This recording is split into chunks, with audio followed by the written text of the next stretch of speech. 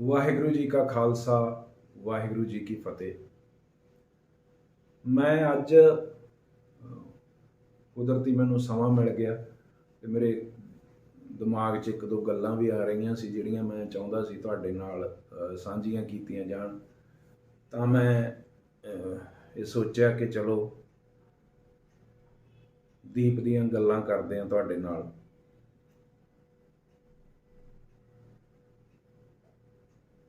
ਇੱਕ ਸ਼ਬਦ ਜਦੋਂ ਦੀਪ ਪੰਜਾਬ ਦੇ ਵਿੱਚ ਆਇਆ, ਕਿਸਾਨ ਅੰਦੋਲਨ ਦੇ ਵਿੱਚ ਬੈਠਾ, ਤਾਂ ਇੱਕ ਸ਼ਬਦ ਉਹ ਬਹੁਤ ਵਰਤਦਾ ਹੁੰਦਾ ਸੀ, ਕਰੈਕਟਰ, ਕਿਰਦਾਰ।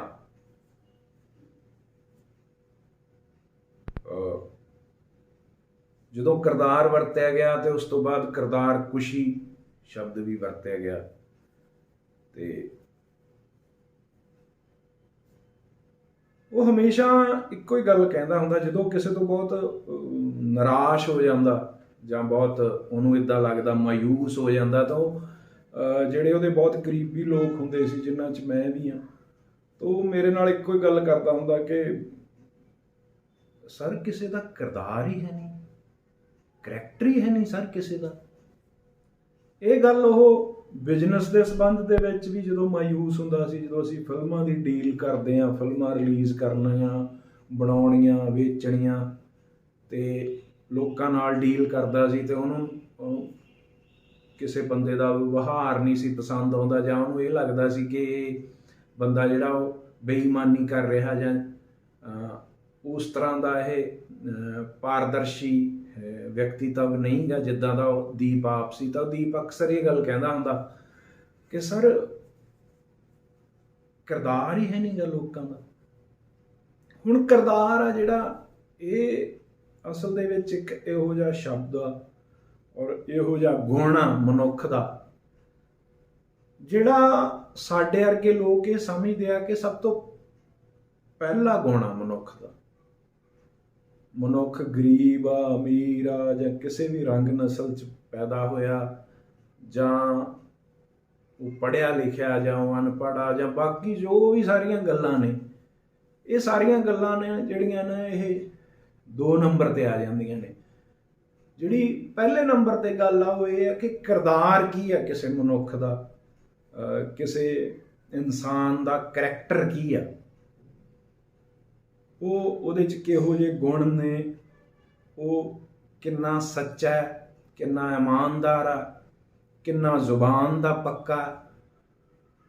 ਔਰ ਖਾਸ ਤੌਰ 'ਤੇ ਜਿਹੜਾ ਕਰੈਕਟਰ ਆ ਉਹ ਇਸ ਗੱਲ ਨਾਲ ਜੋੜ ਕੇ ਵੇਖਿਆ ਜਾਂਦਾ ਹੈ ਕਿ ਜਿਹੜੀਆਂ ਸਾਡੀਆਂ ਧੀਆਂ ਭੈਣਾਂ ਨੇ, ਜਾਂ ਜਿਹੜੇ ਸਾਡੇ ਪਰਿਵਾਰ ਨੇ, ਜਾਂ ਸਾਡੇ ਦੋਸਤ ਨੇ, ਉਹਨਾਂ ਨਾਲ ਸਾਡਾ ਕਿਹੋ ਜਿਹਾ ਵਿਵਹਾਰ ਆ, ਅਸੀਂ ਉਹਨਾਂ ਨੂੰ ਕਿਸ ਥਾਂ 'ਤੇ ਰੱਖਦੇ ਹਾਂ, ਜਾਂ ਉਹਨਾਂ ਦੇ ਪ੍ਰਤੀ ਸਾਡਾ ਨਜ਼ਰੀਆ ਕੀ ਹੈ।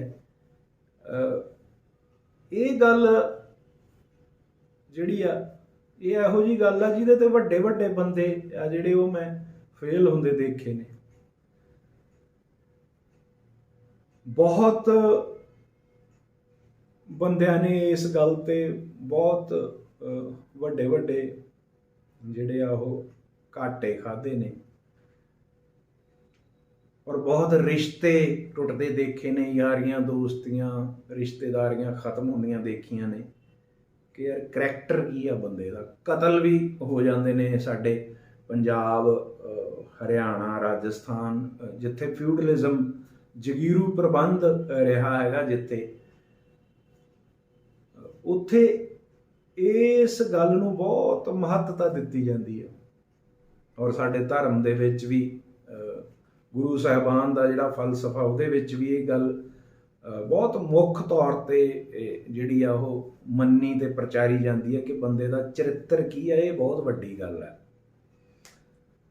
ਦੀਪ ਬੇਸ਼ੱਕ ਉਹਦੀ ਮੁੱਢਲੀ ਪੜ੍ਹਾਈ ਸੀ ਜਿਹੜੀ ਉਹ ਪੰਜਾਬ 'ਚ ਹੋਈ, ਪਰ ਬਾਅਦ ਦੇ ਵਿੱਚ ਉਹ ਪੂਨੇ, ਮਹਾਰਾਸ਼ਟਰ ਤੋਂ ਉਹਨੇ ਪੜ੍ਹਾਈ ਕੀਤੀ, ਫਿਰ ਬਾਹਰ ਇੰਗਲੈਂਡ ਚਲਾ ਗਿਆ। ਉਹਦਾ ਜਿਹੜਾ ਵਿਕਾਸ ਆ, ਉਹਦੀ ਜਿਹੜਾ ਪਰਵਰਿਸ਼ ਹੋਈ ਆ ਉਹਦੀ, ਜਾਂ ਉਹਦਾ ਜਿਹੜਾ ਪਾਲਣ ਪੋਸ਼ਣ ਆ, ਉਹ ਮੈਨੂੰ ਬਹੁਤ ਹੈਰਾਨ ਕਰਦਾ ਕਈ ਵਾਰੀ, ਕਿਉਂਕਿ ਕਰੈਕਟਰ ਬਿਲਡ ਇੱਥੋਂ ਹੀ ਹੁੰਦਾ ਕਿ ਤੁਸੀਂ ਕਿੱਥੇ ਜੰਮੇ ਹੋ, ਕਿੰਨਾ ਲੋਕਾਂ 'ਚ ਪਲੇ ਹੋ, ਕੀ ਤੁਸੀਂ ਪੜ੍ਹਾਈ ਕੀਤੀ ਆ, ਕਿਹੜੇ ਲੋਕ ਤੁਹਾਡੇ ਰੋਲ ਮਾਡਲ ਨੇ, ਆਲਾ ਦੁਆਲਾ ਤੁਹਾਡਾ ਕਿਹੋ ਜਿਹਾ, ਤੁਹਾਡੇ ਯਾਰ ਦੋਸਤ ਕਿਹੋ ਜਿਹੇ ਨੇ। ਜਿਵੇਂ ਕਿ ਮੈਂ ਪਹਿਲਾਂ ਵੀ ਤੁਹਾਨੂੰ ਦੱਸਿਆ ਔਰ ਤੁਹਾਨੂੰ ਸਾਰਿਆਂ ਨੂੰ ਪਤਾ ਹੀ ਹੈ ਕਿ ਦੀਪ ਦੇ ਮਦਰ ਦੀ ਡੈਥ ਹੋ ਗਈ ਸੀ ਜਦੋਂ ਦੀਪ ਬਹੁਤ ਛੋਟੀ ਉਮਰ 'ਚ ਸੀ, ਤੇ ਉਹ ਰਿਸ਼ਤੇਦਾਰਾਂ ਕੋਲ ਰਹਿ ਕੇ ਪਲਿਆ ਤੇ ਪੜ੍ਹਿਆ। ਜਿੱਦਾਂ ਉਹਦੇ ਤਾਇਆ ਜੀ ਦੇ ਬੇਟੀ ਵੱਡੀ ਭੈਣ ਸੀਗੀ ਬਠਿੰਡੇ ਦੇ ਨਾਲ ਪਿੰਡ ਆ, ਹੁਣ ਵੀ ਹੈਗੇ ਨੇ ਉਹ, ਬਹਿਮਣ ਦਵਾਨੇ, ਉੱਥੇ ਪੜ੍ਹਿਆ ਔਰ ਫਿਰ ਸਪੋਰਟਸ 'ਚ ਰਿਹਾ ਔਰ ਬਠਿੰਡੇ ਇਲਾਕੇ ਦੇ ਵਿੱਚ, ਬਠਿੰਡੇ ਸ਼ਹਿਰ ਦੇ ਵਿੱਚ ਉਹ ਵੱਡਾ ਹੋਇਆ। ਪਰ ਮੈਨੂੰ ਕਈ ਗੱਲਾਂ ਉਹਦੀਆਂ ਬਹੁਤ ਹੈਰਾਨ ਕਰਦੀਆਂ ਸੀ ਕਿ ਉਹਦਾ ਕਰੈਕਟਰ ਇੰਨਾ ਉੱਚਾ ਸੀ। ਗੱਲਾਂ ਬਹੁਤ ਛੋਟੀਆਂ ਨੇ, ਪਰ ਛੋਟੀਆਂ ਛੋਟੀਆਂ ਗੱਲਾਂ ਜੁੜ ਕੇ ਹੀ ਇੱਕ ਬਹੁਤ ਵੱਡਾ ਵਿਅਕਤੀਤਵ ਬਣਦਾ, ਇੱਕ ਚਰਿੱਤਰ ਦੀ ਸਿਰਜਣਾ ਹੁੰਦੀ ਹੈ। ਜਿਵੇਂ ਕਿ ਮੈਂ ਦੀਪ ਨੂੰ ਗਾਲ ਕੱਢਦੇ ਨਹੀਂ ਦੇਖਿਆ ਕਦੇ ਆਮ ਜ਼ਿੰਦਗੀ ਦੇ ਵਿੱਚ। ਬਹੁਤ ਦੇਰ ਤੱਕ ਉਹ ਅਸੀਂ ਜਦੋਂ ਬੰਬੇ ਇਕੱਠੇ ਸੀ ਤਾਂ ਜੇ ਮੂੰਹ 'ਚੋਂ ਉਹਦੇ ਗਾਲ ਵੀ ਨਿਕਲ ਜਾਂਦੀ ਸੀ ਤਾਂ ਉਹ ਸੌਰੀ ਸਰ ਇੱਦਾਂ ਕਹਿੰਦਾ ਸੀ ਉਹ। ਜਾਂ ਕੋਈ ਕੁੜੀ ਹੁੰਦੀ ਸਾਡੀ ਮੀਟਿੰਗ ਦੇ ਵਿੱਚ, ਕਿਤੇ ਉਹਦੇ ਤੋਂ ਬੋਲਿਆ ਜਾਂਦਾ ਮਾੜਾ ਮੋਟਾ ਤਾਂ ਨਾਲ ਦੀ ਨਾਲ ਕਹਿੰਦਾ ਸੌਰੀ। ਫਿਰ ਮੈਂ ਇੱਕ ਗੱਲ ਹੋਰ ਬਹੁਤ ਉਹਦੀ ਕਮਾਲ ਦੇਖੀ ਕਿ ਜਦੋਂ ਆਮ ਮੁੰਡੇ ਇਕੱਠੇ ਹੁੰਦੇ ਨੇ, ਹਮ ਉਮਰ ਇਕੱਠੇ ਹੁੰਦੇ ਨੇ, ਔਰ ਖਾਸ ਕਰਕੇ ਪੰਜਾਬੀ ਔਰ ਬਠਿੰਡੇ ਵਰਗਾ ਇਲਾਕਾ, ਤੇ ਅਸੀਂ ਜਦੋਂ ਵੀ ਇਕੱਠੇ ਹੁੰਦੇ ਹਾਂ, ਪੰਜਾਬੀ ਜਦੋਂ ਮੁੰਡੇ ਹੁੰਦੇ ਆ, ਖਾਸ ਕਰਕੇ ਬੰਦੇ ਇਕੱਠੇ ਹੁੰਦੇ ਨੇ, ਤਾਂ ਬਹੁਤ ਸਾਰੀਆਂ ਗੱਲਾਂ ਨੇ ਜਿਹੜੀਆਂ ਉਹ ਮਤਲਬ ਹੀਣੀਆਂ ਗੱਲਾਂ ਵੀ ਹੋ ਜਾਂਦੀਆਂ ਨੇ, ਵਿੱਚ ਕੋਈ ਚੁਟਕਲੇਬਾਜ਼ੀ ਹੋ ਜਾਂਦੀ ਆ, ਕੋਈ ਵਲਗਰ ਚੁਟਕਲਾ ਸੁਣਾ ਦਿੰਦਾ। ਮੈਂ ਕਦੇ ਵੀ ਦੀਪ ਨੂੰ ਇਹੋ ਜਿਹੀ ਕਿਸੇ ਵੀ ਗੱਲ ਦੇ ਵਿੱਚ ਸ਼ਾਮਲ ਨਹੀਂ ਦੇਖਿਆ, ਨਾ ਮੈਂ ਉਹਨੂੰ ਕਦੇ ਹੱਸਦਾ ਦੇਖਿਆ। ਮੈਂ ਬਹੁਤ ਵਾਰ ਇਹ ਗੱਲ ਸੁਚੇਤ ਰੂਪ ਦੇ ਵਿੱਚ ਵੀ ਪ੍ਰਤਿਆਈ ਕਿ ਅਸੀਂ ਸ਼ੂਟਿੰਗ ਕਰ ਰਹੇ ਹੁੰਦੇ ਜਾਂ ਕਿਤੇ ਬਠਿੰਡੇ ਸ਼ੂਟਿੰਗ ਕਰ ਰਹੇ ਹੁੰਦੇ ਜਾਂ ਕਿਤੇ ਵੀ ਪੰਜਾਬ 'ਚ ਹੁੰਦੇ, ਜਾਂ ਬਹੁਤ ਸਾਰੇ ਪੰਜਾਬੀ 5-4 ਅਸੀਂ ਇਕੱਠੇ ਹੁੰਦੇ ਬੰਬੇ ਵੀ, ਤਾਂ ਕੋਈ ਨਾ ਕੋਈ ਗੱਲ ਆ ਜਿਹੜੀ ਉਹ ਹਾਸੇ ਦੀ ਇਹੋ ਜਿਹੀ ਸੁਣਾ ਦਿੰਦਾ ਕੋਈ ਬੰਦਾ। ਤਾਂ ਦੀਪ ਕਦੇ ਵੀ ਉਹਦੇ ਵਿੱਚ ਸ਼ਾਮਲ ਨਹੀਂ ਸੀ ਹੁੰਦਾ। ਮਤਲਬ ਜੇ 5 ਜਣੇ ਆ ਤਾਂ 4 ਜਣੇ ਉਹਦੇ ਤੇ ਹੱਸ ਪੈਂਦੇ ਸੀਗੇ, ਪਰ ਦੀਪ ਮੈਂ ਕਦੇ ਵੀ ਇਹ ਨਹੀਂ ਦੇਖਿਆ ਕਿ ਉਹ ਕਿਸੇ ਇਹੋ ਜਿਹੇ ਲਤੀਫੇ ਦਾ, ਹਨਾ, ਕਿਸੇ ਇਹੋ ਜਿਹੀ ਗੱਲ ਦਾ ਜਿਹੜਾ ਉਹ ਸਵਾਦ ਲੈ ਰਿਹਾ ਹੋਵੇ, ਉਹ ਇੰਜੋਏ ਕਰ ਰਿਹਾ ਹੋਵੇ। ਉਹ ਕਦੇ ਇਹੋ ਜਿਹੀ ਕਿਸੇ ਗੱਲ ਨੂੰ ਇੰਜੋਏ ਨਹੀਂ ਸੀ ਕਰਦਾ, ਮਤਲਬ ਉਹਦੇ 'ਚ ਸ਼ਾਮਲ ਹੀ ਨਹੀਂ ਸੀ ਹੁੰਦਾ। ਫਿਰ ਕੋਈ ਗੀਤ, ਕੋਈ ਫਿਲਮ ਦਾ ਸੀਨ ਜਾਂ ਕੋਈ ਵੀ ਹਲਕੀ ਗੱਲ ਜਿਹਨੂੰ ਲੂਜ਼ ਟਾਕ ਕਹਿੰਦੇ ਆਪਾਂ ਅੰਗਰੇਜ਼ੀ ਦੇ ਵਿੱਚ, ਉਹ ਕਦੇ ਵੀ ਉਹ ਇਹੋ ਜਿਹੀ ਕਿਸੇ ਗੱਲ 'ਚ ਸ਼ਾਮਲ ਨਹੀਂ ਸੀ ਹੁੰਦਾ। ਉਹਦਾ ਸੈਂਸ ਆਫ ਹਿਊਮਰ ਬਹੁਤ ਕਮਾਲ ਦਾ ਸੀ। ਉਹ ਬਹੁਤ ਹਾਸੇ ਵਾਲੀਆਂ ਗੱਲਾਂ ਕਰਦਾ ਔਰ ਬਹੁਤ ਜ਼ਿਆਦਾ ਹੱਸਦਾ ਸੀ। ਜਿਹੜੀ ਗੱਲ ਤੇ ਉਹਨੂੰ ਹਾਸਾ ਆ ਜਾਂਦਾ ਸੀ ਫਿਰ ਉਹ ਰੁਕਦਾ ਨਹੀਂ ਸੀ, ਬਹੁਤ ਹੱਸਦਾ, ਉਹ ਲੋਟ-ਪੋਟ ਹੋ ਜਾਂਦਾ। ਪਰ ਕਿਸੇ ਵੀ ਹਲਕੀ ਗੱਲ ਤੇ, ਕਿਸੇ ਹੀਣੀ ਗੱਲ ਤੇ ਜਾਂ ਕਿਸੇ ਅਸੱਭਿਅਕ ਗੱਲ ਤੇ ਉਹਨੂੰ ਮੈਂ ਹੱਸਦਾ ਨਹੀਂ ਦੇਖਿਆ, ਨਾ ਕਿਸੇ ਇਹੋ ਜਿਹੀ ਅਸੱਭਿਅਕ ਗੱਲ ਦੇ ਵਿੱਚ ਮੈਂ ਉਹਨੂੰ ਕਦੇ ਸ਼ਾਮਿਲ ਦੇਖਿਆ।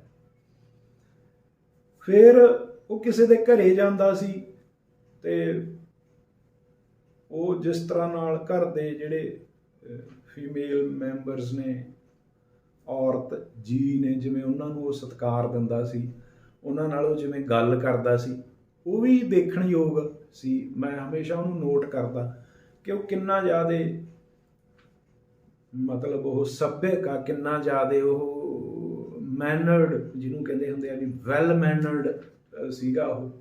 ਉਹਨੂੰ ਕਿੰਨੀ ਜ਼ਿਆਦਾ ਸਮਝ ਸੀ ਕਿ ਕਿਸ ਉਮਰ ਦੇ ਬੱਚੇ ਨੂੰ, ਵੱਡੇ ਨੂੰ ਕਿਹੋ ਜਿਹਾ ਸਤਿਕਾਰ ਦੇਣਾ, ਕਿਹੋ ਜਿਹਾ ਪਿਆਰ ਦੇਣਾ, ਇਹ ਗੱਲ ਦੀ ਉਹਨੂੰ ਬਹੁਤ ਸਮਝ ਸੀ। ਅਸੀਂ ਜਦੋਂ ਮਿਲੇ ਆ ਉਹਦੇ ਤੋਂ ਪਹਿਲਾਂ ਸਾਡੀ ਕੁੜੀ, ਸਾਡੀ ਐਕਟਰੈਸ ਕੁੱਲ ਸਿੱਧੂ, ਉਹ ਵੀ ਬਠਿੰਡੇ ਦੀ ਹੀ ਰਹਿਣ ਵਾਲੀ ਹੈ ਔਰ ਜੋਰਾ ਦੇ ਵਿੱਚ ਉਹਨੇ ਕੰਮ ਵੀ ਕੀਤਾ ਔਰ ਦੀਪ ਉਹਨੂੰ ਭੈਣ ਕਹਿੰਦਾ ਸੀ ਤੇ ਉਹ ਦੀਪ ਨਾਲ ਉਹਦਾ ਬਹੁਤ ਪਿਆਰਾ ਰਿਸ਼ਤਾ ਸੀ। ਜਦੋਂ ਅਸੀਂ ਬੰਬੇ ਹੁੰਦੇ ਸੀ ਤਾਂ ਕੁੱਲ ਵੀ ਬੰਬੇ ਹੁੰਦੀ ਸੀ ਤਾਂ ਉਹ ਰੋਟੀਆਂ ਖਵਾ ਕੇ ਬਣਾ ਕੇ ਉਹਨੂੰ ਖਵਾਈਆਂ ਦੀਪ ਨੂੰ। ਅਕਸਰ ਬਹੁਤ ਵਾਰ ਉਹਨੂੰ ਬਹੁਤ ਪਸੰਦ ਸੀ ਕੁੱਲ ਦਾ ਬਣਾਇਆ ਹੋਇਆ ਜਿਹੜਾ ਖਾਣਾ, ਦਾਲਾਂ, ਸਬਜ਼ੀਆਂ, ਕਿਉਂਕਿ ਅਸੀਂ ਬਠਿੰਡੇ ਵਾਲੇ ਹਾਂ ਸੀ ਔਰ ਉਹ ਸਾਡਾ ਇੱਕ ਮਤਲਬ ਥੋੜ੍ਹਾ ਜਿਹਾ ਇੱਕ ਆਪਣਾ ਵਿਸ਼ੇਸ਼ ਇੱਕ ਗੱਲ ਹੁੰਦੀ ਆ ਰੋਟੀ ਸਬਜ਼ੀ ਬਣਾਉਣ ਦਾ ਇੱਕ ਤਰੀਕਾ ਜਿਹੜਾ ਉਹਦੇ 'ਚ ਹਲਕਾ ਜਿਹਾ ਇੱਕ ਇਲਾਕੇ ਦਾ ਰੰਗ ਹੁੰਦਾ।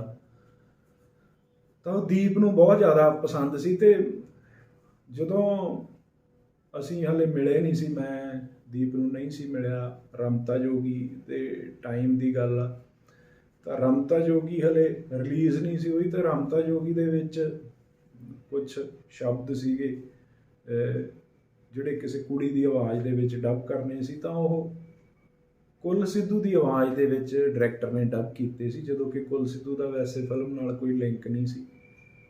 ਪਰ ਇਹ ਬੜੀ ਹੈਰਾਨੀ ਹੁੰਦੀ ਹੈ ਸਾਨੂੰ ਕਿ ਦੀਪ ਨਾਲ ਕਿਵੇਂ ਕੁੱਲ ਦਾ ਰਿਸ਼ਤਾ ਜੁੜਿਆ, ਮੇਰਾ ਜੁੜਿਆ, ਜਾਣੀ ਸਾਡਾ ਸਾਰਾ ਇੱਕ ਗਰੁੱਪ ਆ ਜਿਹੜਾ।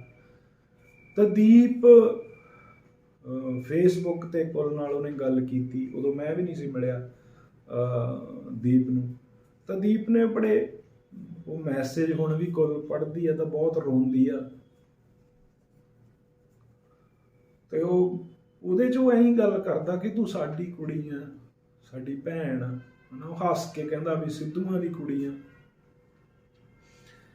ਤਾਂ ਇਹ ਸਾਰੀਆਂ ਗੱਲਾਂ ਨੇ ਜਿਹੜੀਆਂ ਉਹਦੇ ਵਿਅਕਤੀਤਵ ਨੂੰ ਵੱਡਾ ਕਰਦੀਆਂ ਨੇ, ਉਹਦੇ ਵਿਅਕਤੀਤਵ ਨੂੰ ਉਸਾਰਦੀਆਂ ਨੇ, ਕਿਉਂਕਿ ਬੰਬੇ ਦੇ ਵਿੱਚ ਫਿਲਮ ਇੰਡਸਟਰੀ 'ਚ ਵੀ ਰਿਹਾ ਉਹਨੇ, ਬਹੁਤ ਵੱਡੇ ਵੱਡੇ ਪ੍ਰੋਡਕਸ਼ਨ ਹਾਊਸਿਸ ਦੇ ਵਿੱਚ ਕੰਮ ਕੀਤਾ, ਵੱਡੇ ਵੱਡੇ ਬੰਦਿਆਂ ਨਾਲ ਵੱਡੀਆਂ ਮੀਟਿੰਗਾਂ ਉਹ ਅਟੈਂਡ ਕਰਦਾ ਸੀ। ਧਰਮਿੰਦਰ, ਸਨੀ ਦਿਓਲ, ਬੌਬੀ ਦਿਓਲ, ਬਾਕੀ ਸਾਰੇ ਬਹੁਤ ਹੀ ਉਹ ਦੋਸਤਾਨਾ ਪੱਧਰ 'ਤੇ ਭਰਾਵਾਂ ਵਾਂਗੂ ਵਿਚਰਦਾ ਸੀ। ਪਰ ਉਹਨੇ ਕਦੇ ਸ਼ਰਾਬ ਨਹੀਂ ਪੀਤੀ, ਉਹਨੇ ਕੋਈ ਨਸ਼ਾ ਨਹੀਂ ਕੀਤਾ ਕਦੇ ਵੀ, ਤੇ ਉਹ ਬਹੁਤ ਅੱਛਾ ਮਹਿਮਾਨ ਨਵਾਜ਼ ਸੀਗਾ। ਇਸ ਕਰਕੇ ਕਈ ਵਾਰੀ ਅਸੀਂ ਹੱਸਣ ਲੱਗ ਜਾਂਦੇ ਕਿ ਘਰੇ ਉਹਨੇ ਮਤਲਬ ਵਾਈਨ ਜਾਂ ਕੁਛ ਕੋਈ ਹੋਰ ਮਹਿੰਗੀ ਜਿਹੜੀ ਆ ਸ਼ਰਾਬ ਉਹ ਮਹਿਮਾਨ ਨਵਾਜ਼ੀ ਦੇ ਲਈ ਸੰਭਾਲੀ ਹੁੰਦੀ ਸੀ, ਪਰ ਆਪ ਉਹਨੇ ਕਦੇ ਨਹੀਂ ਪੀਤੀ। ਵਾਈਨ ਇੱਕ ਅੱਧੀ ਵਾਰ ਕਿਤੇ ਸ਼ਾਇਦ ਉਹਨੇ ਮਤਲਬ ਉਹ ਦੱਸਦਾ ਹੁੰਦਾ ਕਿ ਸਟੂਡੈਂਟ ਲਾਈਫ 'ਚ ਜਾਂ ਕਿਤੇ ਉਹਨੇ ਮਾੜੀ ਮੋਟੀ ਕਿਤੇ ਉਹ ਸ਼ਾਇਦ ਪੀਤੀ ਹੋਵੇ, ਪਰ ਉਹ ਆਮ ਜਿਹੜਾ ਹੈਗਾ ਉਹ ਦਾਰੂ ਨਹੀਂ ਸੀ ਪੀਂਦਾ। ਬਾਕੀ ਦਾਰੂ ਦਾ ਤਾਂ ਮਤਲਬ ਹੀ ਨਹੀਂ ਕੋਈ ਹੋਰ ਵੀ ਨਸ਼ਾ, ਕਿਉਂਕਿ ਉਹ ਬਹੁਤ ਜ਼ਿਆਦਾ ਫਿਜ਼ੀਕਲ ਜਿਹੜਾ ਆਪਣੇ ਆਪ ਨੂੰ ਫਿਜ਼ੀਕਲੀ ਫਿੱਟ ਰੱਖਣ ਵਾਲਾ ਸੀ, ਬਹੁਤ ਮਿਹਨਤ ਕਰਦਾ ਸੀ। ਕੋਈ ਵੀ ਕੰਮ ਹੁੰਦਾ, ਕਿੰਨਾ ਵੀ ਉਹ ਬਿਜ਼ੀ ਹੁੰਦਾ, ਉਹ ਜਿਮ ਨਹੀਂ ਸੀ ਛੱਡਦਾ। ਉਹ ਹੋਰ ਕੁਛ ਨਾ ਹੁੰਦਾ ਤਾਂ ਉਹ ਪੰਜਾਬ 'ਚ ਜਦੋਂ ਆਉਂਦਾ ਤਾਂ ਖੁੱਲ੍ਹਾ ਵੀ ਮੈਂ ਜੀ ਦੌੜ ਹੀ ਲਾ ਆਉਣਾ, ਹੈ ਨਾ। ਉਹ ਪਿੰਡ 'ਚ ਹੁੰਦਾ ਤਾਂ ਬਾਹਰ ਖੇਤਾਂ 'ਚ ਵੀ ਭੱਜਿਆ ਆਉਣਾ ਮੈਂ। ਉਹ ਬਹੁਤ ਆਪਦੇ ਆਪ ਨੂੰ ਮਤਲਬ ਨਿੱਕੀ ਨਿੱਕੀ ਗੱਲ, ਖਾਣ ਪੀਣ ਦਾ ਬਹੁਤ ਧਿਆਨ ਰੱਖਦਾ ਸੀ। ਜਿਵੇਂ ਮੈਂ ਪਹਿਲਾਂ ਵੀ ਤੁਹਾਨੂੰ ਦੱਸਿਆ ਕਿ ਉਹ ਕੋਈ ਇਹੋ ਜਿਹੀ ਕੋਈ ਤਲਿਆ ਨਹੀਂ ਸੀ ਖਾਂਦਾ, ਕੋਈ ਫੈਟ ਵਾਲੀ ਚੀਜ਼ ਨਹੀਂ ਸੀ ਖਾਂਦਾ।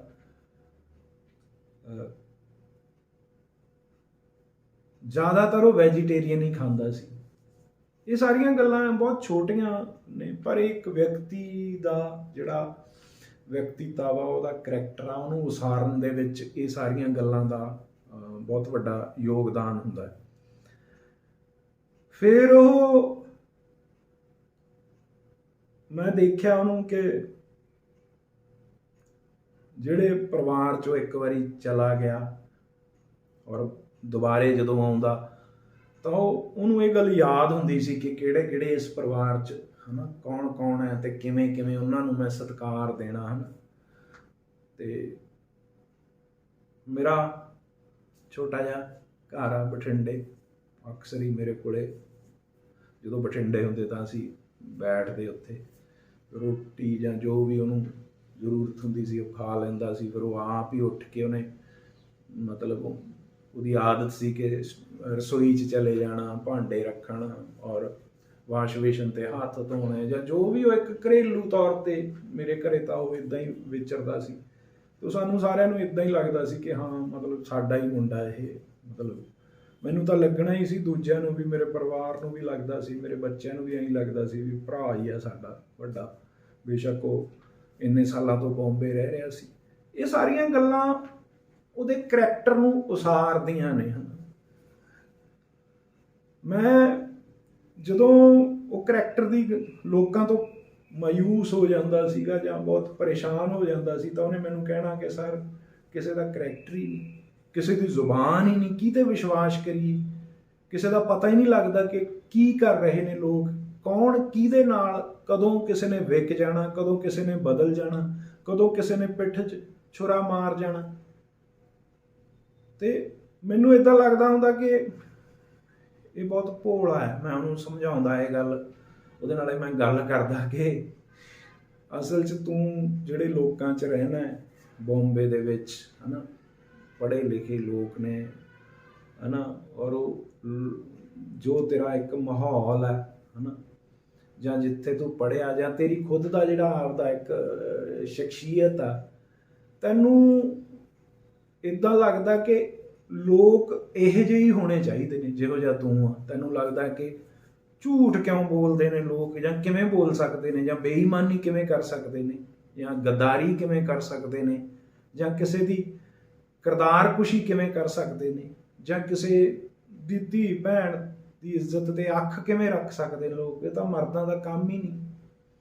ਇਸ ਕਰਕੇ ਜਦੋਂ ਵੀ ਫਿਲਮਾਂ ਦੀ ਗੱਲ ਹੁੰਦੀ ਤਾਂ ਉਹ ਇਹੋ ਜਿਹੇ ਮੈਂ ਕਰੈਕਟਰ ਉਹਨੂੰ ਸੁਣਾਉਂਦਾ ਜਿਹੜੇ ਮਤਲਬ ਜਿਹਨੂੰ ਕਹਿੰਦੇ ਹੁੰਦੇ ਆ ਵੀ ਅਣਖ ਗੈਰਤ ਵਾਲੇ ਮਰਦਾਂ ਦੇ, ਤਾਂ ਉਹਨੂੰ ਬੜੇ ਪਸੰਦ ਆਉਂਦੇ। ਅਤੇ ਉਹਨੇ ਮੈਨੂੰ ਕਹਿਣਾ ਕਿ ਸਰ ਇਹ ਫਿਲਮ ਆਪਾਂ ਕਰਾਂਗੇ, ਇਹ ਕਰੈਕਟਰ ਆਪਣੇ ਕਰਨ ਵਾਲਾ, ਹੈ ਨਾ।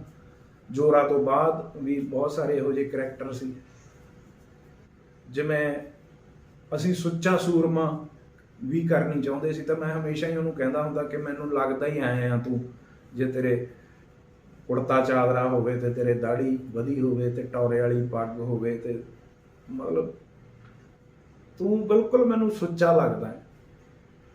ਅਤੇ ਇਸ ਕਰਕੇ ਉਹ ਬਾਅਦ ਦੇ ਵਿੱਚ ਸੁੱਚਾ ਸੂਰਮਾ ਕਿਸੇ ਹੋਰ ਬੰਦੇ ਨੇ ਬਣਾਈ ਜਦੋਂ, ਤਾਂ ਉਹਨਾਂ ਨੇ ਉਹ ਪ੍ਰੋਡਿਊਸਰ ਉਹ ਵੀ ਆਪਣੇ ਹੀ ਨੇ, ਪਰ ਉਹਨਾਂ ਨੇ ਕਿਸੇ ਹੋਰ ਹੀਰੋ ਦੇ ਨਾਲ ਉਹ ਫਿਲਮ ਬਣਾਈ। ਤਾਂ ਡਾਇਰੈਕਟਰ ਸਾਹਿਬ ਨਾਲ ਗੱਲ ਕਰਕੇ ਉਹ ਪ੍ਰੋਡਿਊਸਰ ਨੇ ਦੀਪ ਨੂੰ ਕਿਹਾ ਕਿ ਤੁਸੀਂ ਕੁੱਕਰ ਦਾ ਰੋਲ ਕਰ ਲਓ।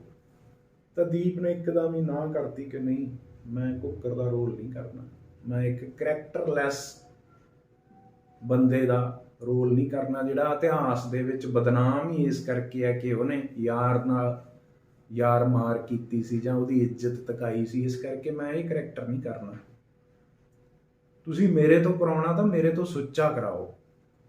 ਮਤਲਬ ਇਹ ਗੱਲਾਂ ਉਹਦੇ ਅੰਦਰ ਵਸੀਆਂ ਹੋਈਆਂ ਸੀਗੀਆਂ ਕਿ ਉਹਦੀ ਇੱਕ ਜੋ ਇਮੇਜ ਸੀ, ਉਹ ਜਿਵੇਂ ਸੋਚਦਾ ਸੀ ਆਪਦੇ ਆਪ ਨੂੰ, ਉਹ ਇੱਕ ਨਾਇਕ ਵਾਂਗੂ ਹੀ ਸੋਚਦਾ ਸੀ। ਉਹ ਨਾਇਕ ਹੀ ਸੀਗਾ ਔਰ ਨਾਇਕ ਦੀ ਹੋਈ ਜ਼ਿੰਦਗੀ ਜਿਉਈ ਉਹਨੇ।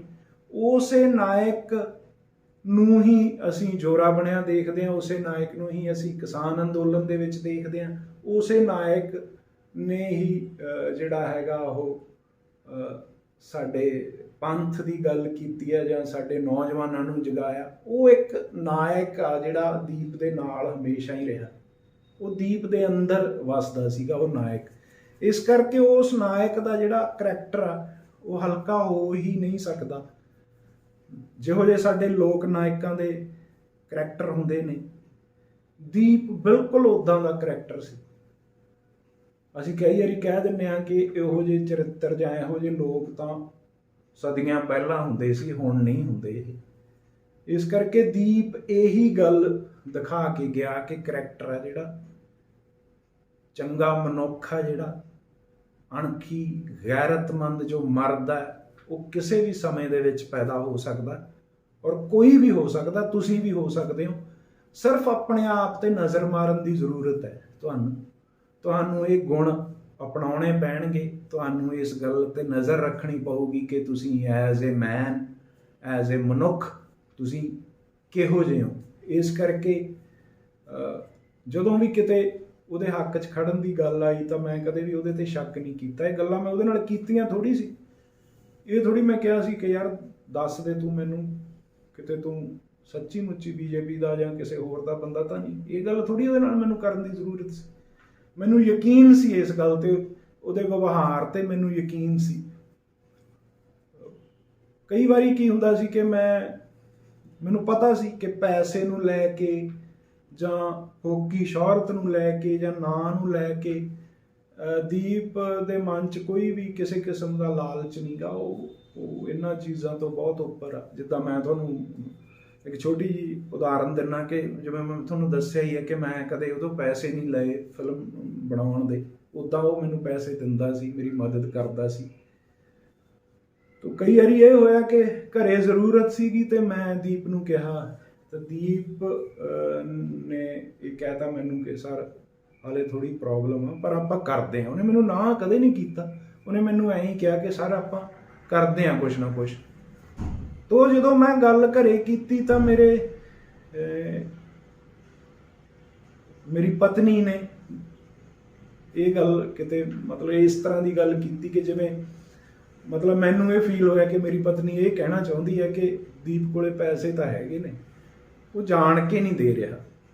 ਤਾਂ ਮੈਂ ਇਸ ਗੱਲ 'ਤੇ ਮਤਲਬ ਉਸੇ ਪਲ ਹੀ ਆਪਣੀ ਪਤਨੀ ਨਾਲ ਲੜ ਪਿਆ। ਮੈਂ ਉਹਨੂੰ ਕਿਹਾ ਕਿ ਦੇਖ ਦੀਪ ਨਾਲ ਮੇਰੀਆਂ 100 ਲੜਾਈਆਂ ਹੋ ਸਕਦੀਆਂ ਨੇ, ਅਸੀਂ ਇੱਕ ਦੂਜੇ ਦੇ ਨਾਲ ਲੜਦੇ ਵੀ ਹਾਂ, ਅਸੀਂ ਇੱਕ ਦੂਜੇ ਨੂੰ ਪਿਆਰ ਵੀ ਕਰਦੇ ਹਾਂ। ਦੀਪ 'ਚ ਹੋਰ ਕੋਈ ਔਗਣ ਹੋ ਸਕਦਾ, ਉਹ ਗੁੱਸਾ ਕਰ ਸਕਦਾ, ਉਹ ਹੋਰ ਮਤਲਬ ਉਹਦੇ 'ਚ ਛੋਟੇ ਮੋਟੇ ਔਗਣ ਹੋ ਸਕਦੇ ਆ ਜੋ ਕਿਉਂਕਿ ਉਹ ਮਨੁੱਖ ਹੈ। ਪਰ ਇੱਕ ਗੱਲ ਯਾਦ ਰੱਖੀ, ਦੀਪ 'ਤੇ ਇਹ ਉਂਗਲ ਆਪਾਂ ਕਦੇ ਨਹੀਂ ਉਠਾਉਣੀ, ਨਾ ਇਹ ਗੱਲ ਸੋਚਣੀ ਹੈ ਕਿ ਦੀਪ ਕੋਲੇ ਪੈਸੇ ਤਾਂ ਹੈਗੇ ਆ ਪਰ ਉਹ ਬੇਈਮਾਨੀ ਕਰਕੇ ਸਾਨੂੰ ਨਹੀਂ ਦੇ ਰਿਹਾ ਜਾਂ ਸਾਡੀ ਮਦਦ ਨਹੀਂ ਕਰ ਰਿਹਾ। ਇਹ ਦੀਪ 'ਤੇ ਜਿਹੜੀ ਆ ਗੱਲ ਇਹ ਉਂਗਲ ਉਹਦੇ 'ਤੇ ਕਦੇ ਨਹੀਂ ਉਠਾਈ ਜਾ ਸਕਦੀ। ਇਹ ਉਹਦਾ ਵਿਅਕਤੀਤਵ ਸੀ, ਇਹ ਉਹਦੀ ਸ਼ਖਸੀਅਤ ਸੀ, ਇਹ ਉਹਦਾ ਕਰੈਕਟਰ ਸੀ। ਔਰ ਇਹ ਗੱਲ ਵੀ ਹੈ ਕਿ ਇਸ ਕਰੈਕਟਰ ਨੂੰ ਮੈਂ ਸਮਝਦਾ ਸੀ ਕਿਉਂਕਿ ਇਹ ਸਾਰੀਆਂ ਗੱਲਾਂ ਜਿਹੜੀਆਂ ਨੇ ਉਹ ਮੇਰੀ ਸ਼ਖਸੀਅਤ ਦੇ ਵਿੱਚ ਵੀ ਨੇ। ਇਸ ਕਰਕੇ ਮੈਨੂੰ ਉਹਦੇ 'ਤੇ ਯਕੀਨ ਸੀ, ਉਹਨੂੰ ਮੇਰੇ 'ਤੇ ਯਕੀਨ ਸੀਗਾ ਕਿ ਅਸੀਂ ਪੈਸੇ ਲਈ ਜਾਂ ਇਹਨਾਂ ਗੱਲਾਂ ਲਈ ਰਿਸ਼ਤੇ ਨਹੀਂ ਨਿਭਾਉਂਦੇ। ਸਾਡੀ ਮੰਜ਼ਿਲ ਕੋਈ ਹੋਰ ਆ, ਅਸੀਂ ਕੰਮ ਕਰਨਾ, ਪੈਸੇ ਵੀ ਆ ਜਾਣਗੇ। ਜਿਵੇਂ ਆਖਰੀ ਦਿਨਾਂ 'ਚ ਉਹ ਕਹਿੰਦਾ ਹੁੰਦਾ ਸੀ ਕਿ ਸਰ ਲੋਕ ਆਪਾਂ ਨੂੰ ਬਹੁਤ ਪਿਆਰ ਕਰਦੇ ਨੇ, ਇਸ ਕਰਕੇ ਜਦੋਂ ਹੁਣ ਆਪਾਂ ਫਿਲਮ ਬਣਾਵਾਂਗੇ ਨਾ ਤੇ ਹੁਣ ਆਪਣੀ ਫਿਲਮ ਚੱਲੂਗੀ ਵੀ ਬਹੁਤ ਤੇ ਆਪਣੀਆਂ ਬਹੁਤ ਸਾਰੀਆਂ ਜਿਹੜੀਆਂ ਤੰਗੀਆਂ ਤੁਰਸ਼ੀਆਂ ਨੇ ਉਹ ਦੂਰ ਹੋ ਜਾਣਗੀਆਂ। ਇਹ ਸਾਰੀ ਗੱਲ ਆ ਜਿਹੜੀ ਮੈਂ ਤੁਹਾਨੂੰ ਇਸ ਕਰਕੇ ਦੱਸ ਰਿਹਾ ਕਿ ਉਸ ਬੰਦੇ ਦਾ ਕਰੈਕਟਰ ਕੀ ਸੀ। ਜਦੋਂ ਲੋਕਾਂ ਨੇ ਉਹਨੂੰ ਗਦਾਰ ਕਿਹਾ ਜਾਂ ਉਹਨੂੰ ਇਹ ਕਿਹਾ ਕਿ ਉਹ ਕਿਸੇ ਦਾ ਪਲਾਂਟ ਕੀਤਾ ਗਿਆ ਜਾਂ ਉਹ ਕਿਸੇ ਅੰਦੋਲਨ ਨੂੰ ਖਰਾਬ ਕਰਨ ਆਇਆ ਤਾਂ ਮੈਨੂੰ ਬਹੁਤ ਹਾਸਾ ਵੀ ਆਉਂਦਾ ਹੁੰਦਾ ਸੀ, ਗੁੱਸਾ ਵੀ ਆਉਂਦਾ ਹੁੰਦਾ ਸੀ ਕਿਉਂਕਿ ਮੈਂ ਇਹ ਸਮਝਦਾ ਸੀ ਕਿ ਕੋਈ ਵੀ ਚੀਜ਼ ਦਾ ਲਾਲਚ ਆ ਉਹ ਜਿਹੜਾ ਦੀਪ ਨੂੰ ਨਾ ਖਰੀਦ ਸਕਦਾ, ਨਾ ਉਹਨੂੰ ਬਦਲ ਸਕਦਾ, ਨਾ ਉਹ ਕਿਸੇ ਨਾਲ ਗੱਦਾਰੀ ਕਰ ਸਕਦਾ। ਔਰ ਇਹ ਸਾਰੀ ਗੱਲ ਉਹ ਸਿੱਧ ਵੀ ਕਰਕੇ ਗਿਆ। ਪਰ ਸਾਡੇ ਲੋਕਾਂ ਦੇ ਵਿੱਚ ਜਿਹੜੀ ਪ੍ਰੋਬਲਮ ਆ ਉਹ ਇਹ ਆ ਕਿ ਸਾਡੇ ਕਰੈਕਟਰ ਸੱਚਮੁੱਚ ਹੈ ਨਹੀਂਗੇ। ਅਸੀਂ ਦੀਪ ਨੂੰ ਉਹਦੇ ਜਿਉਂਦੇ ਜੀ ਨਹੀਂ ਸਮਝਿਆ, ਬਹੁਤ ਲੋਕਾਂ ਨੇ ਨਹੀਂ ਸਮਝਿਆ, ਬਹੁਤ ਨੇ ਸਮਝ ਵੀ ਲਿਆ। ਅੱਜ ਉਹ ਸਾਡੇ 'ਚ ਹੈ ਨਹੀਂ, ਅਸੀਂ ਰੋਂਦੇ ਹਾਂ ਜਾਂ ਅਸੀਂ ਉਹਦੇ ਨਾਂ ਨੂੰ ਵਰਤਦੇ ਹਾਂ। ਪਰ ਕੀ ਹੁਣ ਸਾਡੇ 'ਚ ਕਰੈਕਟਰ ਆ ਗਿਆ? ਕੀ ਅਸੀਂ ਹੁਣ ਸਾਰੇ ਸਹੀ ਹੋ ਗਏ? ਕੀ ਅਸੀਂ ਉਸ ਸੋਚ ਨੂੰ ਅਪਣਾ ਲਿਆ ਜੋ ਜਿਹਾ ਦੀਪ ਸੀਗਾ ਕਿ ਉਹ ਜਿਹੇ ਬਣ ਗਏ? ਇਹ ਸੋਚਣ ਦੀ ਲੋੜ ਹੈ ਕਿਉਂਕਿ ਦੁਨੀਆ ਚੱਲਦੀ ਰਹਿਣੀ ਆ, ਕਿਸੇ ਦਾ ਕੰਮ ਜਿਹੜਾ ਰੁਕਦਾ ਨਹੀਂਗਾ। ਕਿਸੇ ਬੰਦੇ ਬਿਨਾਂ ਕੋਈ ਕੰਮ ਨਹੀਂ ਰੁਕਦਾ। ਕੋਈ ਮਹੀਨਾ ਰੋ ਕੇ ਚੁੱਪ ਕਰ ਜੂਗਾ, ਕੋਈ 2 ਦਿਨ ਰੋ ਕੇ ਚੁੱਪ ਕਰ ਗਿਆ, ਕੋਈ 10 ਦਿਨ ਰੋ ਕੇ ਚੁੱਪ ਕਰ ਗਿਆ। ਕੰਮ ਰੁਕਦੇ ਨਹੀਂ, ਕੰਮ ਚੱਲਦੇ ਰਹਿੰਦੇ ਨੇ। ਪਰ ਦੀਪ ਨੂੰ ਯਾਦ ਕਰਕੇ ਰੋਣ ਵਾਲੇ ਅਸੀਂ ਸਾਰੇ, ਅਸੀਂ ਉਹ ਗੁਣ ਅਪਣਾਉਣ ਦਾ ਅਹਿਦ ਕਰ ਲਿਆ ਜਿਹੜੇ ਦੀਪ 'ਚ ਸੀਗੇ? ਕੀ ਅਸੀਂ ਉਹਦੇ ਵਾਂਗੂ ਸੋਚਣ ਲੱਗ ਗਏ? ਕੀ ਸਾਡੇ ਕਰੈਕਟਰ ਆ ਜਿਹੜੇ ਉਹ ਦੀਪ ਵਰਗੇ ਹੋ ਗਏ, ਜਾਂ ਅਸੀਂ ਇਹ ਅਹਿਦ ਕਰ ਲਿਆ ਕਿ ਸਾਡੇ ਕਰੈਕਟਰ ਦੀਪ ਵਰਗੇ ਹੋਣਗੇ, ਜਾਂ ਅਸੀਂ ਆਪਣੇ ਆਪ ਨੂੰ ਉਸ ਲੈਵਲ ਤੇ ਲੈ ਕੇ ਜਾਵਾਂਗੇ? ਦੀਪ ਵਰਗੀ ਪੱਗ ਬੰਨ੍ਹ ਕੇ, ਦੀਪ ਵਰਗੇ ਕੁੜਤੇ ਪਜਾਮੇ ਪਾ ਕੇ, ਜਾਂ ਦੀਪ ਵਰਗੀ ਜਿਹੜੀ ਆਖਰੀ ਦਿਨਾਂ 'ਚ ਉਹਦੇ ਲੋਈ ਲਈ ਹੁੰਦੀ ਸੀ, ਉਹ ਲੋਈ ਲੈ ਕੇ ਕੀ ਅਸੀਂ ਦੀਪ ਸਿੱਧੂ ਬਣ ਜਾਵਾਂਗੇ? ਇਹ ਸਮਝਣ ਦੀ ਲੋੜ ਹੈ। ਉਹ ਜਿਹੜੇ ਕੰਮ, ਉਹਨੂੰ ਕੋਈ ਕੋਸ਼ਿਸ਼ ਨਹੀਂ ਸੀ ਕਰਨੀ ਪੈਂਦੀ, ਇਹ ਗੱਲ ਵੀ ਸੁਣ ਲਓ। ਉਹਨੂੰ ਕੋਸ਼ਿਸ਼ ਨਹੀਂ ਸੀ ਕਰਨੀ ਪੈਂਦੀ ਸੱਚਾ ਬਣਨ ਖਾਤਰ, ਸੁੱਚਾ ਬਣਨ ਖਾਤਰ, ਇਮਾਨਦਾਰ ਬਣਨ ਖਾਤਰ, ਦਲੇਰ ਬਣਨ ਖਾਤਰ। ਉਹ ਸੀ ਇਹੋ ਜਿਹਾ। ਜਦੋਂ ਉਹਨੂੰ ਮੈਂ ਕਿਹਾ ਕਿ ਯਾਰ ਜੋਰਾ 10 ਨੰਬਰੀਆ ਦਾ ਰੋਲ ਆ ਨਾ ਜਿਹੜਾ, ਇਹ ਬਹੁਤ ਔਖਾ ਰੋਲ ਆ, ਤਾਂ ਉਹਨੇ ਮੈਨੂੰ ਪਤਾ ਕੀ ਕਿਹਾ ਸੀ? ਉਹਨੇ ਮੈਨੂੰ ਕਿਹਾ ਸੀ, ਸਰ ਮੇਰੇ ਲਈ ਰਮਤਾ ਜੋਗੀ ਦਾ ਰੋਲ ਔਖਾ ਸੀ, ਕਿਉਂਕਿ ਉਹ ਇਹੋ ਜਿਹਾ ਮੈਂ ਹੈ ਨਹੀਂ ਗਾ। ਜੋਰਾ ਦਾ ਰੋਲ ਤਾਂ ਮੈਨੂੰ ਬਹੁਤ ਸੌਖਾ, ਕਿਉਂਕਿ ਇਹੋ ਜਿਹਾ ਤਾਂ ਮੈਂ ਹੈਗਾ ਹੀ।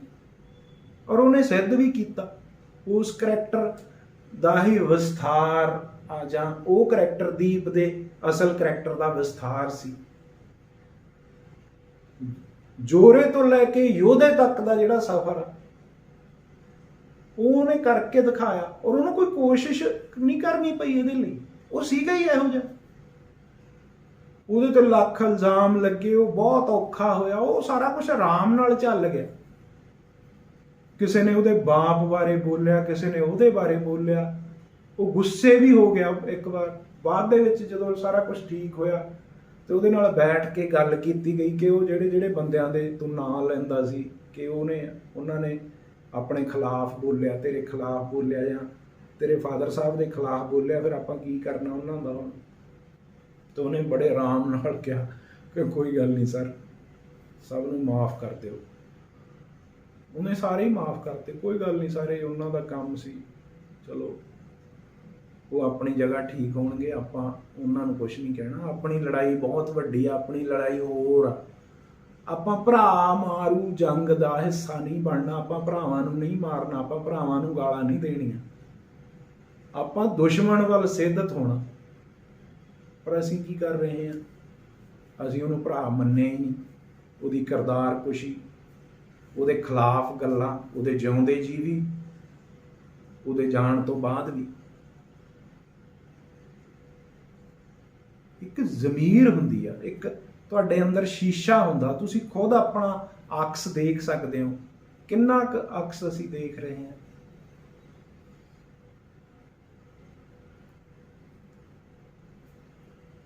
ਸਮਝ ਨਹੀਂ ਆਉਂਦੀ ਮੈਨੂੰ ਕਈ ਵਾਰੀ। ਮੈਂ ਕੱਲ ਵੀ ਇਹ ਗੱਲ ਕਹੀ ਸੀ ਕਿ ਮੈਂ ਕਿਸੇ ਜਥੇਬੰਦੀ ਦਾ ਹਿੱਸਾ ਨਹੀਂ ਗਾ। ਦੀਪ ਦੀ ਜਥੇਬੰਦੀ ਜਿਹੜੀ ਉਹ ਜਿਉਂਦੇ ਜੀ ਬਣਾ ਕੇ ਗਿਆ, ਵਾਰਸ ਪੰਜਾਬ ਦੇ, ਮੈਂ ਉਹਦਾ ਹਿੱਸਾ ਵੀ ਨਹੀਂ ਗਾ। ਮੈਂ ਕਿਸੇ ਰਾਜਨੀਤੀ ਦਾ ਹਿੱਸਾ ਨਹੀਂ ਗਾ। ਮੈਂ ਕਿਸੇ ਕੋਈ ਰਾਜਨੀਤਿਕ ਜਾਂ ਕੋਈ ਇਸ ਤਰ੍ਹਾਂ ਦਾ ਫਾਇਦਾ ਨਹੀਂ ਉਠਾਉਣਾ ਕਦੇ ਵੀ ਦੀਪ ਤੋਂ। ਮੈਂ ਦੀਪ ਦੇ ਨਾਂ ਤੇ ਕੋਈ ਪੈਸੇ ਨਹੀਂ ਇਕੱਠੇ ਕਰਨੇ, ਮੈਂ ਦੀਪ ਦੇ ਨਾਂ ਤੇ ਕੋਈ NGO ਨਹੀਂ ਚਲਾਉਣਾ। ਮੇਰਾ ਕੰਮ ਹੋਰ ਆ। ਉਸ ਕੰਮ 'ਚ ਜੋ ਮੇਰੀ ਰੋਜੀ ਰੋਟੀ ਚੱਲਦੀ ਰਹੀ ਠੀਕ ਆ, ਨਾ ਚੱਲੂਗੀ ਤਾਂ ਫਿਰ ਹੋਰ ਕੁਝ ਦੇਖਾਂਗੇ ਵੀ ਕੀ ਕਰਨਾ। ਇਸ ਕਰਕੇ ਕੋਈ ਮਨ 'ਚ ਦੁਬਿਧਾ ਨਹੀਂ ਗੀ। ਪਰ ਮੈਨੂੰ ਕਈ ਵਾਰੀ ਨਾ ਗੁਬਾਰ ਆ ਜਾਂਦਾ ਅੰਦਰੋਂ ਜਦੋਂ ਮੈਂ ਬਾਹਰ ਦੇਖਦਾ ਕਿ ਲੋਕ ਕੀ ਕਰ ਰਹੇ ਨੇ। ਫਿਰ ਤੁਸੀਂ ਸਾਰੇ ਮੇਰਾ ਪਰਿਵਾਰ ਹੋ ਜਿਹੜੇ ਦੀਪ ਨੂੰ ਪਿਆਰ ਕਰਦੇ ਹੋ, ਦੀਪ ਕਰਕੇ ਮੇਰੀਆਂ ਗੱਲਾਂ ਸੁਣਦੇ ਹੋ, ਮੈਨੂੰ ਫੋਨ ਕਰਦੇ ਹੋ ਪੂਰੀ ਦੁਨੀਆ ਦੇ ਵਿੱਚ ਬੈਠੇ, ਤੁਹਾਡਾ ਮੈਨੂੰ ਬਹੁਤ ਵੱਡਾ ਆਸਰਾ। ਇਸ ਕਰਕੇ ਮੈਂ ਸਾਰੀਆਂ ਗੱਲਾਂ ਛੱਡ ਕੇ ਤੁਹਾਡੇ ਨਾਲ ਗੱਲ ਕਰਨ ਲੱਗ ਜਾਂਦਾ।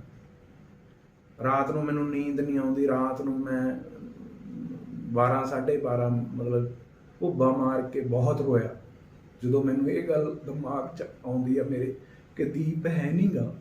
ਹੁਣ ਮੈਨੂੰ ਇਸ ਦੁਨੀਆ ਦੇ ਵਿੱਚ ਦੀਪ ਤੋਂ ਬਿਨਾਂ ਰਹਿਣਾ ਪਊਗਾ।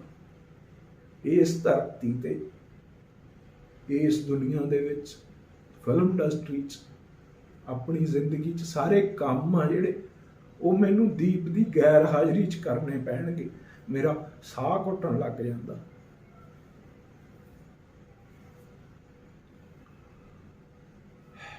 ਪਰ ਮੈਨੂੰ ਇਸ ਗੱਲ ਦਾ ਮਾਣ ਹੈ ਕਿ ਜੇ ਮੈਂ ਦੀਪ ਨੂੰ ਚੰਗਾ ਬੰਦਾ ਸਮਝਦਾ ਸੀ, ਉਹਨੂੰ ਪਿਆਰ ਕਰਦਾ ਸੀ, ਤਾਂ ਦੀਪ ਵੀ ਮੈਨੂੰ ਚੰਗਾ ਬੰਦਾ ਸਮਝਦਾ ਸੀ, ਮੈਨੂੰ ਪਿਆਰ ਕਰਦਾ ਸੀ। ਬਾਕੀ ਦੁਨੀਆ ਕੀ ਸਮਝਦੀ ਆ, ਕੀ ਕਰਦੀ ਆ, ਮੈਨੂੰ ਇਹਦੇ ਤਾਂ ਕੋਈ ਮਤਲਬ ਨਹੀਂ, ਕਿਉਂਕਿ ਉਹ ਇੱਕ ਹੀ ਬੰਦਾ ਸੀ ਜਿਹੜਾ ਮੇਰੇ ਲਈ ਚੰਗੇ ਬੰਦੇ ਦਾ ਮਾਪਦੰਡ ਸੀ, ਜਿਹੜਾ ਉਹ ਫੀਤਾ ਸੀ ਜਿਹਦੇ ਨਾਲ ਕਿਸੇ ਬੰਦੇ ਦੀ ਚੰਗਿਆਈ ਮਿਣੀ ਜਾ ਸਕਦੀ। ਉਸ ਫੀਤੇ ਤੇ ਮੈਂ ਖੁਦ ਨੂੰ ਮਿਲਿਆ, ਉਸ ਫੀਤੇ ਤੇ ਉਹਨੇ ਮੈਨੂੰ ਮਿਲਿਆ, ਇਸ ਕਰਕੇ ਉਹ ਮੈਨੂੰ ਪਿਆਰ ਕਰਦਾ ਸੀ। ਬਹੁਤ ਲੋਕ ਨੇ, ਮੈਂ ਕਦੇ ਸ਼ੋਅ ਨਹੀਂ ਕੀਤਾ, ਮੈਂ ਕਦੇ ਇਹ ਗੱਲ ਨਹੀਂ ਕਹਿੰਦਾ ਕਿ ਦੀਪ ਤਾਂ ਜੀ ਮੈਂ ਇੱਥੋਂ ਪੁੱਛ ਕੇ ਗੱਲ ਕਰਦਾ ਸੀ ਜੀ, ਦੀਪ ਤਾਂ ਮੇਰੇ ਬਹੁਤ ਨੇੜੇ ਸੀ ਜੀ, ਜਿਹੜੀਆਂ ਫਲਾਨੀਆਂ ਗੱਲਾਂ ਕਿਸੇ ਨੂੰ ਨਹੀਂ ਪਤਾ ਉਹ ਮੈਨੂੰ ਪਤਾ ਨਹੀਂ, ਇਦਾਂ ਦਾ ਕੁਝ ਨਹੀਂ। ਦੀਪ ਮੇਰੇ ਉਨਾ ਹੀ ਨੇੜੇ ਸੀਗਾ ਜਿੰਨਾ ਦੀਪ ਮੇਰੇ ਨੇੜੇ ਹੋਣਾ ਚਾਹੁੰਦਾ ਸੀ। ਜਿੱਥੇ ਉਹਨੂੰ ਮੇਰੀ ਜ਼ਰੂਰਤ ਸੀ, ਜਿੱਥੇ ਉਹਨੂੰ ਮੈਨੂੰ ਮੇਰੀ ਨਹੀਂ ਜ਼ਰੂਰਤ ਸੀ, ਉਹ ਗੱਲਾਂ ਉਹਨੇ ਮੈਨੂੰ ਨਹੀਂ ਦੱਸੀਆਂ, ਮੇਰੇ ਨਾਲ ਨਹੀਂ ਕੀਤੀਆਂ, ਕੋਈ ਗੱਲ ਨਹੀਂ। ਮੈਂ ਵੀ ਜਿੰਨੀ ਮੈਨੂੰ ਜ਼ਰੂਰਤ ਸੀ, ਜਿੰਨਾ ਮੈਂ ਦੀਪ ਦੇ ਨੇੜੇ ਸੀ, ਮੈਂ ਉਹਨੂੰ ਉਹ ਗੱਲਾਂ ਸ਼ੇਅਰ ਕਰਦਾ ਸੀ ਜਿੱਥੇ ਮੈਨੂੰ ਦੀਪ ਦੀ ਨਹੀਂ ਜ਼ਰੂਰਤ ਸੀ, ਜਾਂ ਮੈਂ ਨਹੀਂ ਉਹਦੇ ਨਾਲ ਸ਼ੇਅਰ ਕਰਨੀਆਂ ਚਾਹੁੰਦਾ ਸੀ, ਜਾਂ ਮੈਨੂੰ ਪਤਾ ਸੀ ਕਿ ਇਹਨਾਂ ਗੱਲਾਂ ਨਾਲ ਦੀਪ ਨੂੰ ਕੋਈ ਇੰਟਰਸਟ ਨਹੀਂ ਹੋਣਾ, ਉਹ ਮੈਂ ਕਦੇ ਸ਼ੇਅਰ ਨਹੀਂ ਕੀਤੀ। ਪਰ ਦੁੱਖ ਬਹੁਤ ਆ ਹੁਣ ਵੀ, ਜੋ ਕੁਝ ਹੋ ਰਿਹਾ ਉਹਦੇ ਜਾਣ ਤੋਂ ਬਾਅਦ, ਉਹ ਵੀ ਮੈਂ ਸਾਰਾ ਕੁਝ ਦੇਖ ਰਿਹਾ। ਮੇਰਾ ਕਦੇ ਕਦੇ ਜੀ ਕਰਦਾ ਹੁੰਦਾ ਕਿ ਯਾਰ ਦੀਪ ਨੂੰ ਮੈਂ ਕਹਾਂ ਔਰ ਦੀਪ ਆਵੇ, ਇੱਕ ਵਾਰੀ ਦੀਪ ਆ ਕੇ ਜ਼ਰੂਰ ਦੇਖੇ। ਜਿਹੜਾ ਉਹ ਕਹਿੰਦਾ ਹੁੰਦਾ ਸੀ ਨਾ ਕਿ ਲੋਕ ਆਪਾਂ ਨੂੰ ਬਹੁਤ ਪਿਆਰ ਕਰਦੇ ਨੇ, ਉਹ ਹੁਣ ਆ ਕੇ ਆਪ ਦੇਖੇ। ਉਹਨੂੰ ਤਾਂ ਬਹੁਤ ਘੱਟ ਪਤਾ ਸੀ ਕਿ ਲੋਕ ਉਹਨੂੰ ਕਿੰਨਾ ਪਿਆਰ ਕਰਦੇ ਨੇ। ਉਹਦੇ ਜਾਣ ਤੋਂ ਬਾਅਦ ਜੋ ਲੋਕਾਂ ਨੇ ਉਹਨੂੰ ਪਿਆਰ ਦਿੱਤਾ, ਦੇ ਰਹੇ ਨੇ, ਉਹਦੇ ਪਿੱਛੇ ਰੋ ਰਹੇ ਨੇ, ਉਹ ਦੀਪ ਆ ਕੇ ਦੇਖੇ ਨਾ, ਫੇਰ ਸਵਾਦ ਆਵੇ। ਔਰ ਇਹ ਵੀ ਦੇਖੇ ਕਿ ਜਿਹੜਿਆਂ ਨੂੰ ਉਹ ਬਹੁਤ ਕਰੀਬੀ ਸਮਝਦਾ ਸੀ, ਕੁਝ ਲੋਕ ਤਾਂ ਉਹ ਸੀ ਜਿਹੜੇ ਉਹਦੇ ਜਿਉਂਦੇ ਜੀ ਹੀ ਪਿੱਠ 'ਚ ਛੁਰਾ ਮਾਰ ਕੇ, ਕੁਝ ਲੋਕ ਉਹ ਵੀ ਨੇ ਜਿਹੜੇ ਉਹਦੇ ਜਾਣ ਤੋਂ ਬਾਅਦ ਇਹ ਸਾਰਾ ਕੁਝ ਕਰ ਰਹੇ ਨੇ ਜਾਂ ਕਰਨਗੇ, ਉਹਦੇ ਵਿਸ਼ਵਾਸ ਦਾ ਘਾਤ ਕਰ ਰਹੇ ਨੇ ਜਾਂ ਕਰਨਗੇ। ਪਰ ਇਹ ਨੈਗੇਟਿਵ ਗੱਲਾਂ ਦੀਪ ਨਹੀਂ ਸੀ ਦੇਖਣੀਆਂ।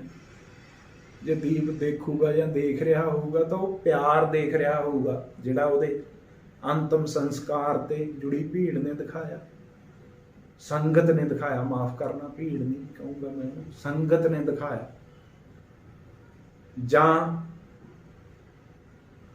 ਫਤਿਹਗੜ੍ਹ ਸਾਹਿਬ ਜੁੜੀ ਸੰਗਤ ਨੇ ਦਿਖਾਇਆ ਜਿਹੜਾ ਪਿਆਰ, ਜਾਂ ਜਿਹੜਾ ਪਿਆਰ ਰੋਜ਼ ਫੋਨ ਕਰਕੇ ਇੱਕ ਦੂਜੇ ਨੂੰ ਰੋਂਦੇ ਨੇ, ਉਹਨੂੰ ਯਾਦ ਕਰਦੇ ਨੇ। ਪੂਰੀ ਦੁਨੀਆ 'ਚ ਬੈਠੇ ਲੋਕ, ਦੁਨੀਆ 'ਚ ਬੈਠੀ ਸੰਗਤ, ਦੀਪ ਉਹੀ ਦੇਖ ਰਿਹਾ ਹੋਊਗਾ। ਦੀਪ ਨੈਗੇਟਿਵ ਕੰਮ ਨਾ ਕਰਦਾ ਸੀ, ਨਾ ਗੱਲ ਕਰਦਾ ਸੀ, ਨਾ ਨੈਗੇਟਿਵ ਗੱਲ ਤੇ ਉਹਨੇ ਧਿਆਨ ਦੇਣਾ। ਉਹ ਪੋਜ਼ਿਟਿਵ ਬੰਦਾ ਸੀ, ਉਹ ਪੋਜ਼ਿਟਿਵਿਟੀ ਦਾ ਭਰਿਆ ਹੋਇਆ ਸੀ। ਉਹ ਪੋਜ਼ਿਟਿਵ ਗੱਲਾਂ ਹੀ ਦੇਖਦਾ ਹੋਊਗਾ, ਉਹ ਹੀ ਦੇਖਦਾ ਹੋਊਗਾ ਕਿ ਸੰਗਤ ਮੈਨੂੰ ਕਿੰਨਾ ਪਿਆਰ ਕਰਦੀ ਹੈ। ਹੁਣ ਉਹਨੂੰ ਪਤਾ ਲੱਗਿਆ ਹੋਊਗਾ ਕਿ ਮੈਂ ਜਿੰਨਾ ਕਹਿੰਦਾ ਹੁੰਦਾ ਸੀ ਸਰ ਨੂੰ, ਉਹ ਤੋਂ ਵੀ ਹਜ਼ਾਰਾਂ ਲੱਖਾਂ ਗੁਣੇ ਜ਼ਿਆਦਾ ਮੈਨੂੰ ਲੋਕ ਪਿਆਰ ਕਰਦੇ ਨੇ। ਸੰਗਤ ਮੈਨੂੰ ਪਿਆਰ ਕਰਦੀ ਹੈ, ਭੈਣਾਂ ਭਰਾ ਬੱਚੇ ਬੁੱਢੇ ਸਾਰੇ ਮੈਨੂੰ ਪਿਆਰ ਕਰਦੇ ਨੇ। ਮੈਨੂੰ ਪਤਾ ਉਹ ਇਹ ਦੇਖਦਾ ਹੋਊਗਾ। ਕੱਲ ਇੱਕ ਬੰਦਾ ਮੈਨੂੰ ਕਹਿ ਰਿਹਾ ਸੀ, ਮੁੰਡਾ ਕਹਿੰਦਾ, ਦੇਖੋ ਬਾਈ ਲੋਕ ਸਿਵੇ ਦੀ ਰਾਖ ਤੋਂ ਕਿੰਨਾ ਡਰਦੇ ਨੇ, ਪਰ ਦੀਪ ਦੇ ਸਿਵਿਆਂ ਦੀ ਰਾਖ ਵੀ ਲੋਕ ਘਰਾਂ ਨੂੰ ਚੱਕ ਕੇ ਲੈ ਗਏ। ਕਹਿੰਦਾ ਬਾਈ ਆਪਾਂ ਮੰਨੀਏ ਚਾਹੇ ਨਾ ਮੰਨੀਏ, ਲੋਕ ਭੂਤਾਂ ਪ੍ਰੇਤਾਂ ਤੋਂ ਕਿੰਨਾ ਡਰਦੇ ਨੇ। ਬੇਸ਼ੱਕ ਉਹ ਭੂਤ ਪ੍ਰੇਤ ਹਨ ਜਾਂ ਨਹੀਂ ਹਨ, ਇਹਦੇ ਤੇ ਇੱਕ ਅੱਡ ਬਹਿਸ ਹੋ ਸਕਦੀ ਹੈ। ਪਰ ਕਹਿੰਦਾ ਜੇ ਦੀਪ ਬਾਈ ਭੂਤ ਬਣ ਕੇ ਵੀ ਆ ਜੇ ਨਾ, ਉਹਦਾ ਭੂਤ ਵੀ ਆ ਜੇ, ਤਾਂ ਲੋਕ ਉਹਨੂੰ ਵੀ ਚਿੰਬੜ ਜਾਣਗੇ। ਲੋਕ ਦੀਪ ਦੇ ਭੂਤ ਦੇ ਵੀ ਗਲ ਲੱਗ ਜਾਣਗੇ ਕਿ ਯਾਰ ਸਾਨੂੰ ਤੇਰੇ ਤੋਂ ਡਰ ਨਹੀਂ ਲੱਗਦਾ, ਤੂੰ ਭੂਤ ਨਹੀਂ ਗਾ, ਤੂੰ ਵਰਤਮਾਨ ਹੀ ਹੈ, ਤੂੰ ਜਿਉਂਦਾ ਦੀਪ ਹੀ ਹੈ। ਇਹ ਸਾਰਾ ਕੁਝ ਮੈਨੂੰ ਨਹੀਂ ਲੱਗਦਾ ਕਿਸੇ ਦੇ ਕਦੇ ਹਿੱਸੇ ਆਇਆ ਹੋ। ਜਾਂ ਜਦੋਂ ਤੱਕ ਦੁਨੀਆ ਰਹੂਗੀ ਕਦੇ ਕਿਸੇ ਦੇ ਹਿੱਸੇ ਆਊਗਾ।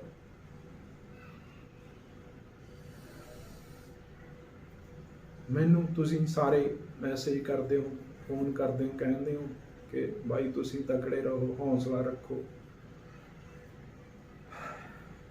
ਮੈਂ ਤਕੜਾ ਹੀ ਹਾਂ। ਪ੍ਰਮਾਤਮਾ ਜਿੰਨਾ ਚਿਰ ਮੈਨੂੰ ਤਕੜਾ ਰੱਖੂ, ਜਿੰਨਾ ਚਿਰ ਮੇਰੇ ਤੋਂ ਉਹਨੇ ਸੇਵਾ ਲੈਣੀ ਆ ਪ੍ਰਮਾਤਮਾ ਨੇ, ਉਨਾ ਚਿਰ ਮੈਂ ਤਕੜਾ ਹੀ ਹਾਂ।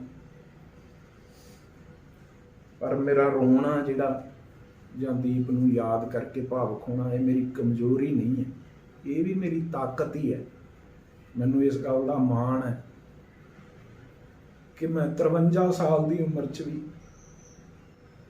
ਦੀਪ ਨੂੰ ਯਾਦ ਕਰਦਾ,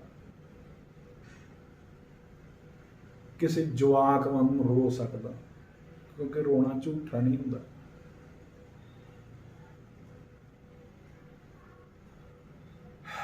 ਫਿਰ ਜਦੋਂ ਕਿਤੇ ਟਾਈਮ ਲੱਗਿਆ ਫਿਰ ਗੱਲਾਂ ਕਰਾਂਗੇ। ਤੁਹਾਡਾ ਸਾਰਿਆਂ ਦਾ ਬਹੁਤ ਸ਼ੁਕਰੀਆ, ਬੜੀ ਮਿਹਰਬਾਨੀ।